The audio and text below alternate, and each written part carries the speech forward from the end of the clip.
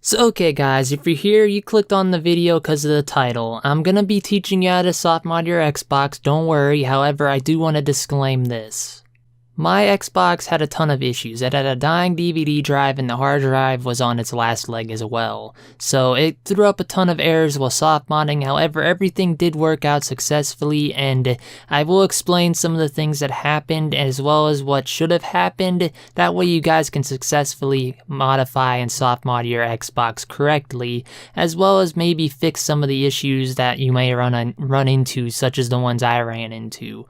But with that said, let us get to the tutorial right now. So okay, first of all, you're going to need one of three games. You're going to need Splinter Cell, Mech Assaults, or 007. Now, I highly recommend getting Splinter Cell just as everyone else suggested online, because Splinter Cell seems to have the greatest success rate. However, you can do it with Mech Assault and you can do it with 007, but only with specific versions of the game. I at first tried to do this with Mech Assault to no avail. I had one of the black label ones, but apparently some of the black label discs are now patched out there, so be careful. If you're trying to do this with the Mech Assaults DVD, check the label first before doing it, okay? But yeah, with that said, like I said, you're gonna need one of those three games, and you're also gonna need some game saves as well as the softmod installer package. Now, you want to plug in your flash drive either up to the game port or up to your controller if you have a specific type of adapter, and then format your flash drive so that the Xbox can then recognize it. Now from here, you can open up X360, then drag your game save into, well, the flash drive as well as the softmod installer package. Now when you do this, you have to be careful. X360 can be weird at times. If it gives you issues, don't run it as an administrator, and also if it does continue to give you issues, try to use the formatting tool that comes with the soft modding package, because I used that to format my flash drive and everything worked out first go, and the only time it didn't is when it told me that the flash drive was incompatible and it wouldn't work, which is actually pretty cool. So if you want to skip the step of plugging your flash drive into your Xbox, I highly recommend checking that tool out because it makes life easier and it will let you know if the flash drive's already compatible or not, and it won't give you issues at all. But yeah, now that we got our game saves on our Xbox, we got our Splinter Cell save, which is our Linux profile, and we got our Softmod Installer Deluxe game save transferred over to the console, we can then begin by, starting and loading up our game. Anyway, this is where the problem mostly persisted for me for like the first 30 minutes of this soft modding process. My DVD drive did not want to work and I thought my DVD may have been broke, but it did work. After about 30 minutes I loaded up my game and I basically just loaded into the new profile that we put onto our Xbox, the Linux one, and then I hit checkpoints and the softmod installer, well, came up. However, if the softmod installer doesn't come up at all for you, or you freeze, or you get a black screen, go back into your game save manager and just delete all previous Splinter Cell game saves, or Mech Assault game saves, or just 007 game saves if you can. They can interfere with the soft modding process, I found out. It did for me, so hopefully that will save you some headache in the future when you're doing this. But yeah, now that we're in the softmod installer, you just want to go under backup and restore features, then back up your EEPROM.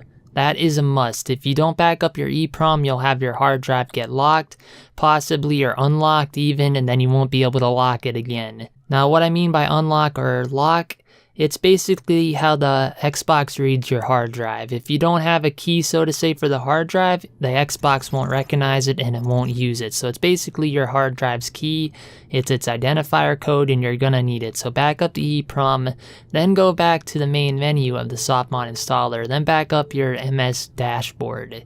Now this is another thing that gave me issues. For some reason it kept erroring out on account.pin. I'm guessing this is some kind of Xbox Live profile or something that was corrupted. I never really found out, it just kept erroring out on me and I just closed out of it at that point and ran the softmod installer itself directly. And it said I backed up everything correctly, my MS dashboard and my EEPROM, so I just kind of winged it here. And if you have the same error happen, you might get lucky by winging it here, but I highly recommend not winging it, because if something goes wrong at this point, you're screwed. Anyway, I ran the soft mod installer, full well knowing that my MS backup didn't fully complete, it errored out, and however, it still all worked out in the end.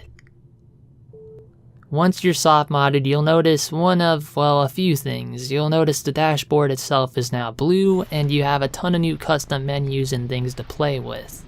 First of all, instead of just jumping into the tools and getting all familiar with the program, I'd highly recommend transferring over Chimp either via flash drive or via FTP such as what I did, because these hard drives in these original Xboxes are on their last leg, so to say. They're about 16 plus years old and going on, and they are pretty near their end. Trust me, my hard drive was dying and Chimp recognized that.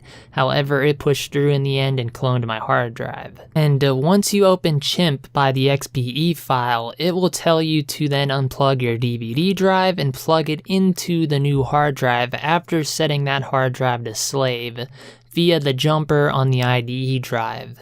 Now with that said, if everything goes successfully, you'll get 2 OKs and a prompt to, well, continue with the transferring of the hard drives.